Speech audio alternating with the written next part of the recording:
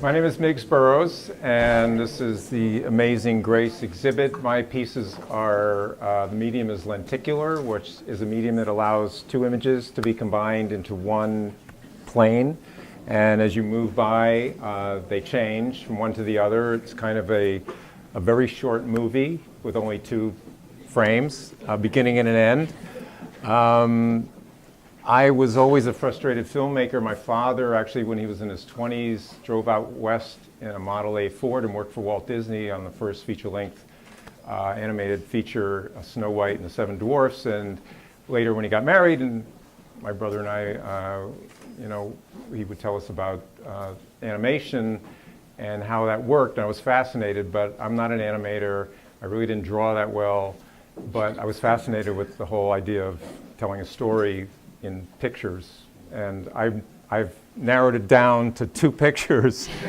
There's 24 frames a second in a movie, and so that's hundreds of thousands of pictures to make up a story, but I've got it down to two, so it's manageable.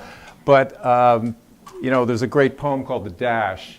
When you look at a tombstone in a cemetery, there's 1946 dash 2018. And your whole life is in that dash. There's the beginning and the end. So this, in a sense, tries to portray, let you fill in the dash with what's going on. And these are all legitimate, real mugshots from the early 1900s that the NYPD digitized and released for public use. And these are their rap sheets attached to them. They're real arrest records, which are funny on their own merits because just the language they used and the things that these guys are petty, they're hoodlums. They're not well known. Some Babyface Nelson isn't in here, but they're kind of humorous in a way. And then sad in the other way that we all start out as babies and there's no we could take any direction in life, and these poor souls ended up the way they did. And it's weird how, in those days, criminals, hoodlums look like hoodlums. I don't know. None of you look like hoodlums, but you could be. I don't know. So I have that fascination with telling that story in two images. So, any questions about that? How did you pick these? How did you decide? Yeah, well, there was probably a few hundred maybe released, maybe more. So I went and I discovered this a few years ago and didn't really have any plans for it. I just was fascinated by the look of them. So yeah, I think I just wanted the ones that looked like at a central casting, that kind of had, there's scars and bent noses and the weird hairdos, and it just, actually some of them could look like leading men. This guy's kind of handsome, and there's another guy over there that looks like Nick Nolte. It's interesting how, they could take on either, depending on their direction in life, you dress them up, they could pass as some sort of corporate, legitimate person. How did you find the youthful images? Yeah, well, the youthful, and I admit it here, they're imagined baby pictures. They're real babies, but these people, I started out hoping to find baby pictures, but I don't think they even have baby pictures. Unless Matthew Brady took them, so I had to go online and I bought them. I don't know enough people with babies to take those pictures, so I bought them. I just went through hundreds of baby pictures and tried to match them up. It was laborious, but it was kind of fun. They all I tried to find the look or something in their eyes that matched up, and it's, yeah. In the future, do you plan on using more notorious criminals to do this same type of work? Yeah, well, it hadn't occurred to me yet, but if people like this concept, there is that possibility. I have done normal people in the community, they give me baby pictures, and then I take pictures of them today and do that transition, which is a lot less dark. and it could be just fun to see. But yeah, that would be interesting to do like a Babyface Nelson or, you know, Bonnie and Clyde. I hadn't thought of that, but that's RV Weinstein. Yes.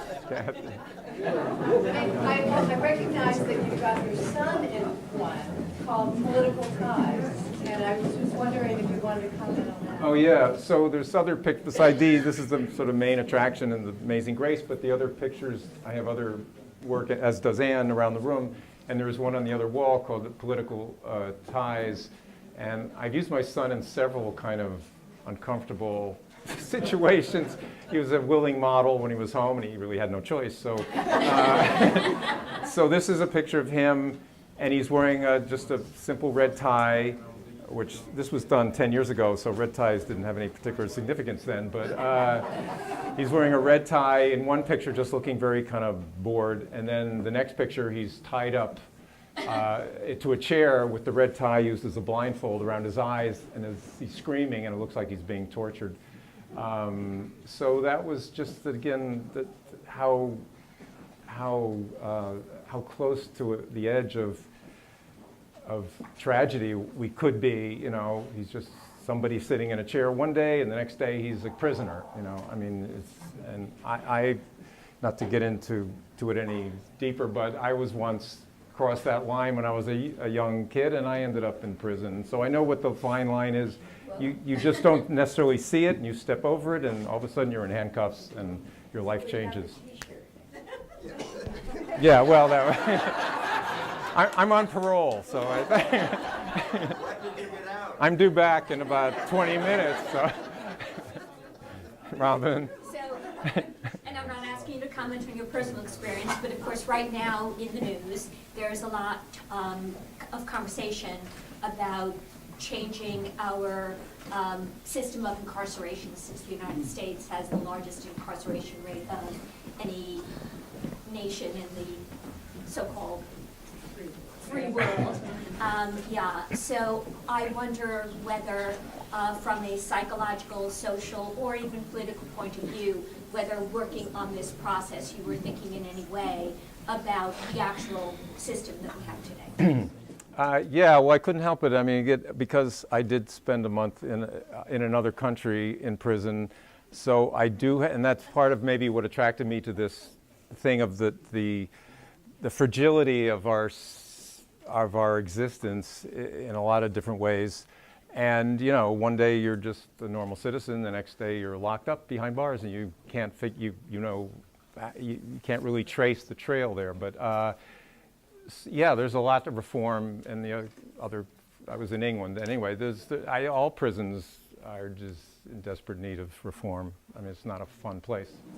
Miggs, what was the origin of the lenticular medium for you? What started it? It actually, after I think after my father died, about 15, 16 years ago, I got a folder. I think my mother gave me a folder of stuff that he'd collected, birthday cards that I'd gotten as a kid, and one of the birthday cards was from my aunt when I was 10 years old, and it said to my favorite nephew, and it had a little picture that was 1 inch tall, and it was a baseball player swinging a lenticular of a baseball. This medium goes back to the 50s, and it was a baseball player swinging a bat in motion. And I didn't,